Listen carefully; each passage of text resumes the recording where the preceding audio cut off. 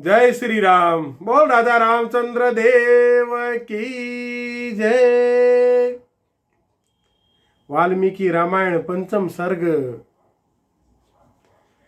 कौशल नामक एक प्रसिद्ध देश है,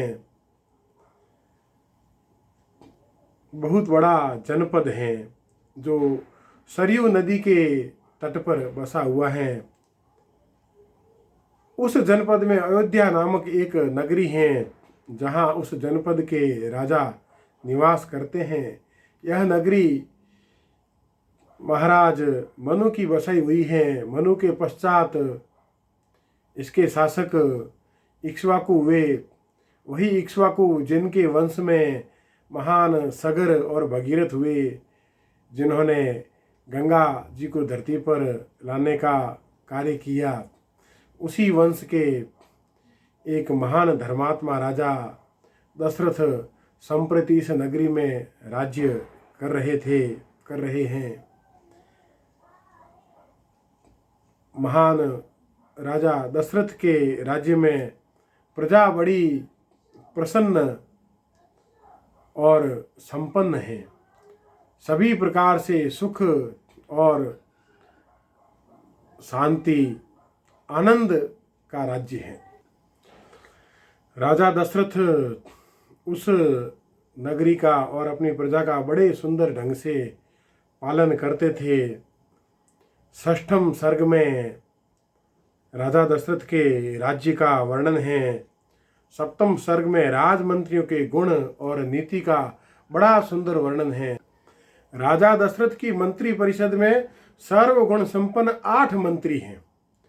दृष्टिर्जयंतो विजय सुराष्ट्रो राष्ट्रवर्धन अकोपो धर्मपाल च सुमंत्रश्चाष्टमोर्थवित्। उनके नाम क्या है? दृष्टि, जयंत, विजय, सुराष्ट्र, राष्ट्रवर्धन, अकोप, धर्मपाल और 8वें अस्त्र शास्त्र के ज्ञाता, अर्थशास्त्र के ज्ञाता सुमंत। उनका नाम क्या है? सुमंत्र, जिनकी मंत्रणा सदैव शुभ होती हैं, उनका नाम है सुमंत्र। तो यह 8 राजा के मंत्री हैं।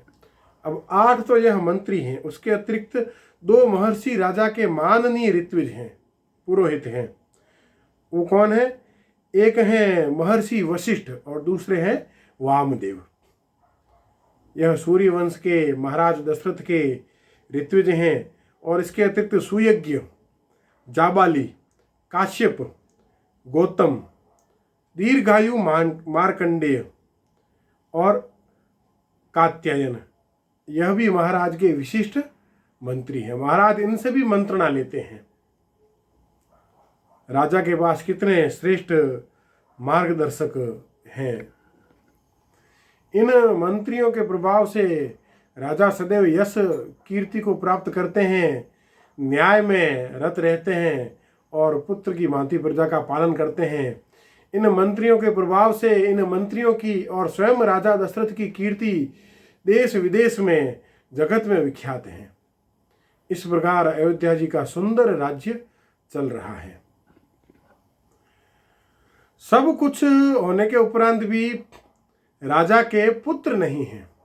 राजा दशरथ की आयु हो रही है पर अभी तक संतान की प्राप्ति नहीं हुई। तो एक दिन सभा में बैठे हुए राजा दशरथ ने अपने मंत्रियों से प्रस्ताव निवेदन किया कि क्या हम कोई ऐसा कर्म, कोई यज्ञ आदि संपादन करें जिससे पुत्र की प्राप्ति संभव हो जाए।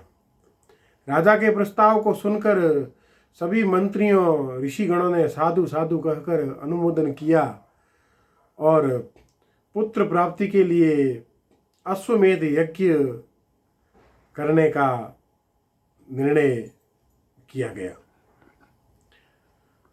जब यह चर्चा चल रही थी तब मंत्रियों ने राजा से निवेदन किया कि अंग देश के राजा रोमपाद, उनकी पुत्री शांता के पति ऋष्य शृंग हैं और ऋषि शृंग बड़े ही अद्भुत चमत्कारी मुनि हैं। उन्हीं के द्वारा यदि यह पुत्र कामेष्टि यज्ञ संपन्न करवाया जाए तो अति श्रेष्ठ परिणाम होंगे। और मुनि ऋषि श्रृंग को लेवा लाने के लिए इस यज्ञ में प्रधान आचार्य नियुक्त करने के लिए प्रस्ताव सर्वसम्मति से पारित किया गया।